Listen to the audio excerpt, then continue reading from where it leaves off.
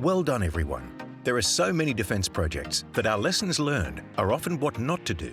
But this project is one of those where we genuinely learned what to do, how to do it well, how to collaborate well, and how to work well together. So, well done, and it's just so nice to see it finished. Point Perpendicular Lighthouse in the background was first lit in 1899 and operated until it was demanned and replaced by a steel tower and solar beacon in 1994. The lighthouse was fully restored by the Department of Defence in 2012.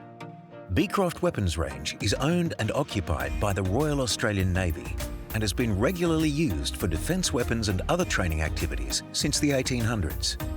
This project was considered by the Defence Renewable Energy Security Program to support Defence's transition to renewable energy sources. When investigations found it to have a good return on investment, detailed feasibility assessments were done. The program selected the two sites for the renewable solar power and the energy battery storage project due to their site suitability and their reduction in liquid fuel and greenhouse gas emissions that would be gained, along with the environmental benefits. One of the additional benefits that we had not identified previously, but has been informed to us by the rangers, is the silence that descends when the diesel gensets are turned off. It just really makes it so much nicer and brings us back to nature. The two solar arrays total 80 kilowatts of energy and 105 kilowatt hours of battery storage, which provide energy security to the sites. TEC-C Investments Proprietary Limited is a new member to the Department of Defence Contractors Suite and were awarded the contract. Throughout the project build, there were some challenges. COVID-19 had impacts with shutdowns, and some members of the group had their health impacted and were unable to work. Then there were the significant weather systems that impacted works being carried out and put the stabilisation of the site under pressure. But the revegetation works have stood up to it, and the plantings have started to show that they are flourishing.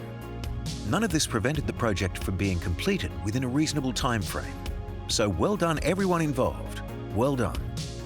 During the project, the Department of Defence, as environmental stewards, worked with TEC-C, JLL and the Jurinja Local Aboriginal Land Council to protect and improve the area, remove contamination, use clean soil, stabilise and revegetate the areas using endemic native plantings that will attract local insects and wildlife, creating a better habitat for reptiles and coastal plants.